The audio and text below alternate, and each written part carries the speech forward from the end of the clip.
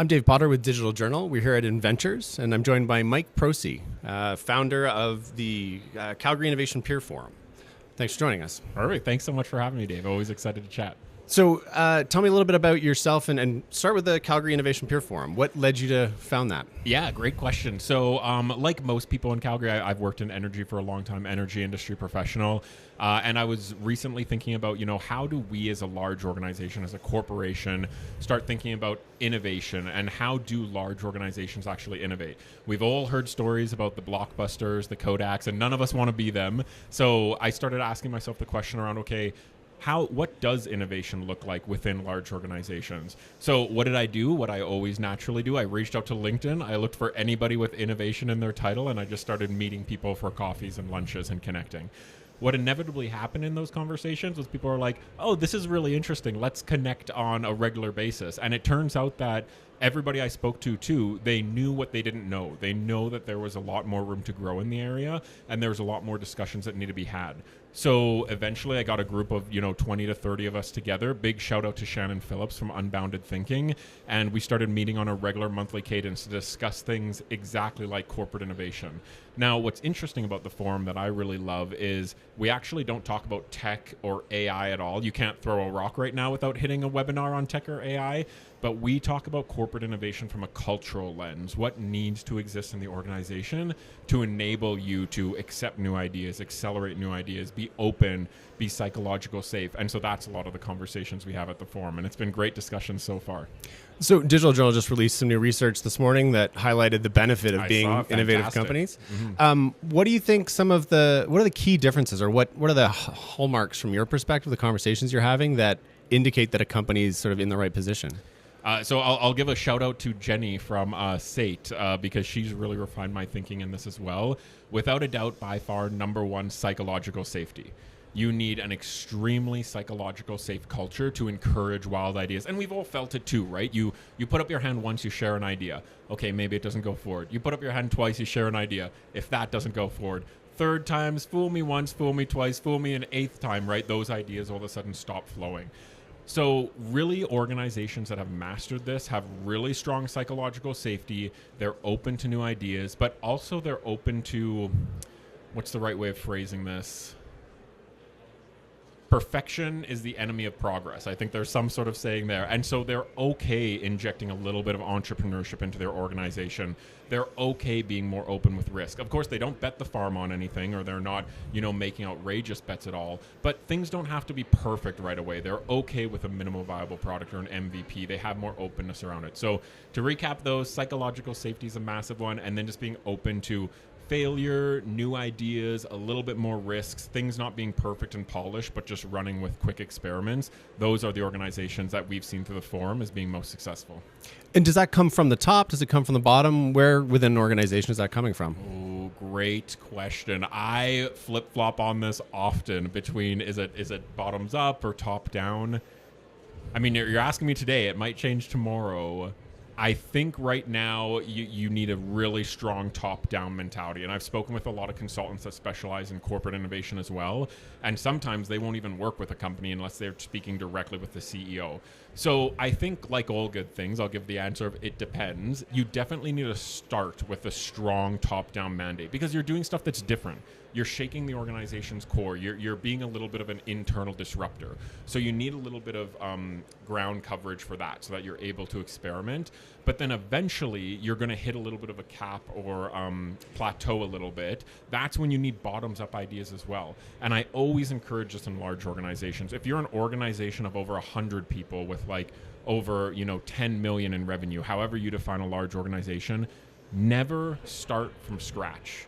Someone in your organization is already doing something. Someone in your organization is already playing around with AI or whatever it might be. Utilize them. Push their ideas forward. Good corporate innovation teams, you don't need to be the innovators. You just have to help the innovators with their ideas and help remove barriers. So don't think of yourselves as a team of subject matter experts. Think of yourselves as a team of facilitators, reporters, really good communicators and networkers. and help showcase all the innovation that's naturally occurring in your organization, because there is a lot. You wouldn't be a successful organization without some. So I often say innovation is more of a marketing exercise than actually a creative exercise. So if make that sort of practical for somebody. If I'm running an organization of 100 people, what's the first step? What's the first thing I should do if I'm trying to make my organization more innovative? Understand your current state.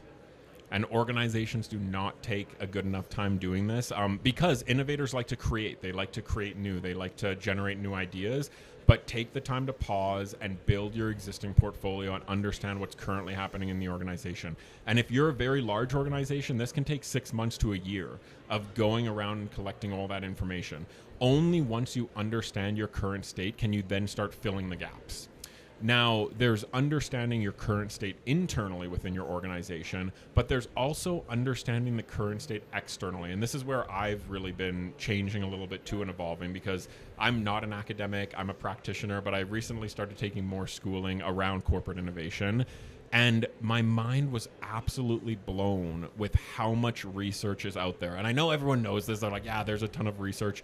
Pick anything. Pick the little top tab of like a pop can, for example. There's probably 20 or 30 like research papers by subject matter experts that are so deep in those tabs that have analyzed it, through and through. So before you start any project, do a literature review or look for empirical studies, or just even go to Google Scholar and just search, ideation funnel or corporate innovation programs, or, leadership buy-in, top-down versus bottoms-up, and see what papers come up. If you do a really good job understanding the external kind of academic side of things and a really good job understanding your internal portfolio that exists, then once you fully understand the current state, now you can start thinking, okay, what are the gaps? What are we missing? And slowly start filling those. But make no mistake, this is definitely a long game. It's not a 1 to 2 year thing. You're looking at a 3 to 5 year timeline. When you're doing that internal assessment, what are you measuring? What are you looking for? Great question. There's what I personally look for, and then there's what an organization should look for. So I look for, again, because I'm a culture guy, I always bring it back to passion and what ideas excite people. I'll take an idea that's being run from somebody that's super passionate about it 9 times out of 10 versus an idea that I think has a massive amount of value, but I have to push to get it implemented. So first and foremost, look for people that are excited about their projects that they're already doing things in. Not people that are like, oh, I can't do this because, and they give a list of laundry reasons why, right? The people that are already trying to do things and create things. So that's your first kind of lens. Go to where there's momentum. Go to where people want to work with you, not necessarily where you're facing barriers. Then I think you have to have very clear metrics for what sort of projects you're looking for, and make sure that they're aligned with your corporate strategy. If your corporate strategy is market growth, for example, find ideas that are aligned to that. If it's cost optimization right now, very popular in the city, find ideas that align to that, right? If it's more a customer acquisition, entering new markets, you need to make sure innovation is one lever in your corporate strategy. It's not innovating just for innovation's sake. So that's the other thing that I would say is a very important metric when you're assessing your projects. Know your North Star, know where you need to go, and then make sure that your innovation and ideas align to that. And some aren't going to, and that's completely okay. If you have, 100 ideas, maybe you put 80 on the back burner for right now, and you say, okay, these are good ideas, but they're not aligned to our strategy right now, so we're just going to hold off on them. You also have to know when to say no to projects. How do you look at it from a team perspective? So how do you get people to avoid sort of rolling their eyes when a leader comes in and says, we're going to, initiate an innovation program or a new team to take care of that? You'll always get that. So you got to have a very thick skin in the innovation game. You have to think of it longevity. You have to be okay stepping into those situations.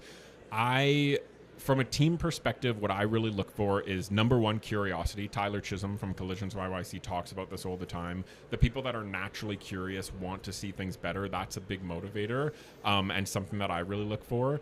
2, fierce collaborators and very knowledgeable about what's going on within the organization and what other teams do. Because if you staff your innovation teams with, subject matter experts that know their own work very well, you're naturally going to develop into silos. And once you're in silos, it's very much an us versus them mentality. Now you're no longer there to help them. You're there to push your own objectives. So try to find people that are natural collaborators that do work with different teams. Overall, I'd encompass it by saying having a very outward mindset, which is a term that to me means you're thinking about others more than yourself. So how can I help execute their projects? How can I help lift up their projects? How can I push them forward? It's not about the innovation team. It's not about yourself. It's about emphasizing, showcasing, and celebrating the great work that's already going on, and where you need to, maybe removing a few barriers if you do have any cultural barriers. You talk about an innovation team. What's the size of organization where you think it makes sense to have an innovation team that is identified as such, as opposed to people who are trying to do it off the side of their desk? We have a lot of debates about this in the Calgary Innovation Peer Forum and chat a lot about it. So I'll use Shannon Phillips from Unbounded Thinking. I'll use his definition, which is it's never too early to start thinking about your innovation program. And big shout out to Startup Cochrane, I believe they're called, with Nathan Klassen and the team there.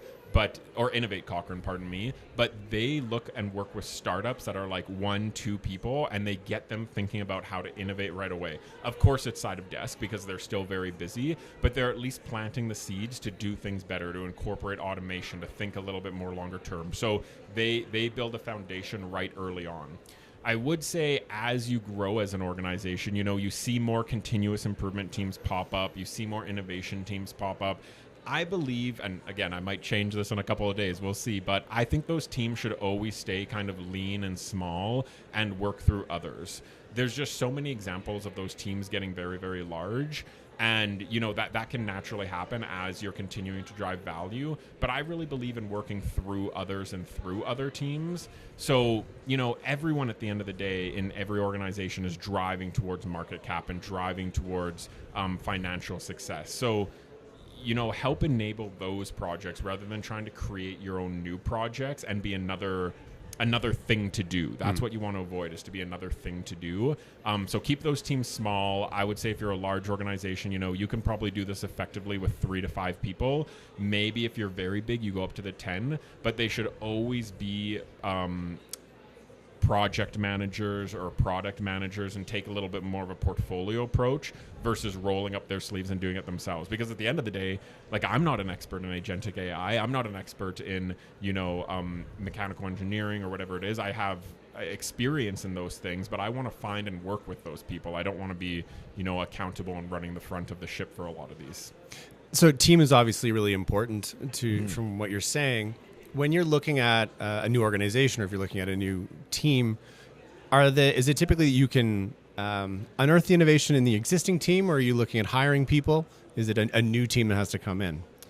Unearth innovation in the existing team, I would say, first and foremost. And this is what a lot of, I think, the thought leaders that I talk with in the space kind of gravitate towards as well, because the organization is doing good things. Like, people are excited about it. You are successful as an organization. You are changing. You are innovating.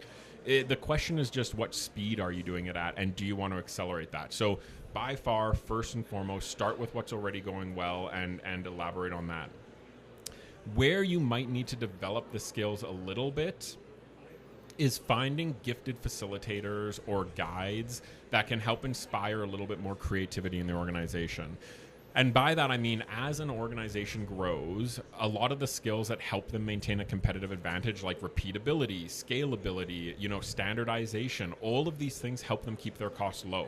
So they're extremely advantageous as you're crossing the chasm and going from, 1 million to 10 million to 100 million to $1 billion company. But those same skills that enabled you to grow are now contrary when you're trying to innovate. So standardization can hurt innovation, repeatability can hurt innovation. And now you're asking people to think very differently, and you want new ideas and you want them to change things. And that doesn't happen overnight. So where innovation teams can inject a little bit of new thinking, once they're ready, once they understand the current state, is, okay, how can I break you out of our current state of thinking? Maybe it's as easy as going to a different location. If you always hold your meetings inside, the office building, go down to Platform, rent a room at Platform, rent a room at the BMO, come down to Inventures, right? Go check out Mesh Conference, walk through the Plus 15, change that scenery to shake things up. Bring in a third-party facilitator that isn't from the organization, that has a little bit of specialties in ideation. So these types of things help get people thinking differently, but that in and of itself is a new skill and it doesn't come naturally to everybody, but you need to start. You have to plant the seed. Start by just getting all ideas out there, then slowly refine the ideas, and then and only then start thinking of the bigger ideas and going bigger and better. You don't want to start right away with those long shots. It's going to be very tough. Start with small, simple ideas, and once you have some successes there, start making the free throws. That kind of leads to the idea of how do you make the case to a leader or to a board or the senior people in charge of the budgets that this is a role that needs to exist or a team that needs to exist? How do you make that? How do you define the ROI? It's interesting right now because right now I'm working on my thesis at the University of Calgary, which is how does the board of directors influence innovation in large organizations? And this hasn't been studied a lot. Like I looked for existing research papers, and there's a few fantastic papers out there, of course, but the root of your question on how do you know, like, if an organization is really ready for this, I think still needs to be defined a little bit, or I'm still looking for that answer. I think right now we always see this come in ebbs and flows, and we're definitely in a big uptick right now. So I always say around 2019 was kind of the peak hype for innovation teams. There was a really funny LinkedIn article that was going around that went viral, Walmart, the death of the innovation teams in 2019. And that was, everybody was like, oh, okay, innovation labs are done. Corporates are going away from that, right? And then what happens 2 years later, ChatGPT comes back and it's come back in full swing, right? But sometimes it's just called something else or shifted a little bit, right? So I think now we're definitely on a major upswing. It kind of follows the nature of like natural economics and what's popular right now, and like it or not, and I think it is a good thing, AI is majorly popular right now, and it's one of the leading things. So I don't think right now any organization isn't ready to try these things. I think every organization is probably asking themselves and looking at their AI strategy, and that's extremely tightly linked to innovation. So the only add I would have is to say, think about it from a cultural lens. Because if you go in there thinking, okay, we're going to implement 50 AI projects to make the organization better, it's a short-term kind of finite goal. But if you go in there and you say, what kind of culture can we create so anyone in the organization can run an AI project effectively, now you're extremely scalable. Now your entire organization is able to do that because you've shifted the culture, not just implemented a new system or a new tool, if that makes sense. Totally. How do you balance the need to innovate without just chasing the latest thing? Like AI, as you said, it's hard to walk down the street without somebody mentioning AI to you. Yeah. So it's really easy to see that as innovation just because it's new. Whereas an organization, will do lots of different kinds of innovation to improve their operations or revenue, whatever. How do you keep the team focused on the goal as opposed to the tool? So start with the problem, as everybody always talks about. Stay extremely focused on the problem and make sure that you're solving that problem and solving your customers' problems. Also be very aligned to strategy and make sure that your vision and your projects are going to help enable that strategy. Lastly, I'd add, and this is a little bit of a contrarian view, I think. It's a little bit contrary to what a lot of innovation thought leaders talk about, but there's this concept of innovation theater. And innovation theater is almost exactly what you're talking about in the spirit of your question. It's people innovating for just innovation's sake. And, it's not getting any tangible traction, but it's looking good, or they're sharing stories. Now, why I say I take a little bit of a contrary view on this is because I'm a big fan of innovation theater. I think innovation theater is the cultural seed that starts a movement. So yeah, if you want to start a Shark's Den or start advertising your innovation program or start up an innovation lab, that's a fantastic place to start. If you inspire or help one individual within the organization think differently, that's a success and that's a win. So I don't think there's anything wrong with innovation for innovation's sake. You just want to make sure that that doesn't scale and balloon and go everywhere, and now all of a sudden it's kind of running the entire program. But there's definitely a space for those cultural movements and those exciting little cultural wins. I think that is a requirement. Maybe a bit of an odd question, but what's a day in the life of an innovation team like? What are you doing most of the time? Because you're facilitating, but how do you go about structuring your work? I mean, the thing I love about it is it's very entrepreneurial. And I remember I wrote an article on LinkedIn probably in about 2016, maybe 2017, a while ago. And the entire article was called Internal Entrepreneurship. And I write this entire thing about why internal entrepreneurship is so important. And Colleen Pound commented on it. And she's like, "You mean intrapreneurship?" And she introduced this term to me. And I was like, oh my goodness, that's it. That's exactly what I mean. And this is a very well-established term. It's becoming more and more popular now. But it's taking all those entrepreneurial qualities and then doing them inside an organization in a safe way. And I define myself now as an intrapreneur. I really love organizations. I love how they function. But I like entrepreneurship too. And I like taking more risks. And I like building things. And to your question, what's the day in the life like? It's very entrepreneurial. You have different projects that you're pursuing. You're working with different folks. One day you might be managing a group of projects. The next day you might be on a marketing assignment, trying to figure out how to showcase those. The third, you might be at Inventures, or at a different mesh conference or something like that. So it's a lot of ambiguity and being able to deal in ambiguity and then being able to work through that and come to a solution.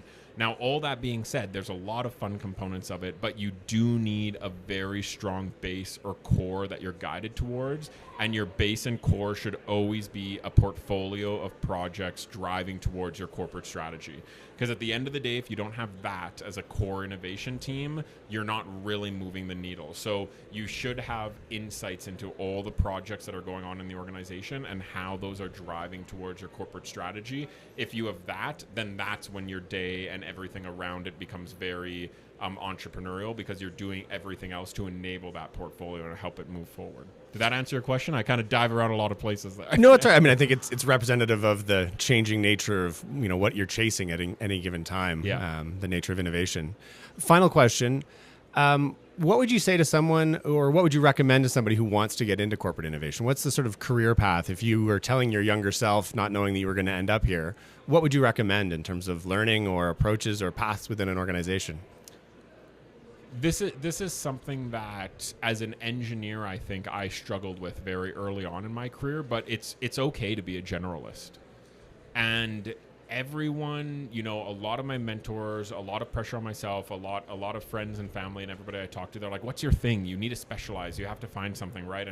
And for 10 years, I was kind of like, what's my thing? What am I pursuing after here? I went and did my master's. I got kind of general MBA. I explored a lot of different businesses. I was very deep on the corporate innovation side. And only afterwards did I realize that all that different diverse experience, not having a thing, being a little bit of a generalist, perfectly set me up for kind of a corporate innovation role.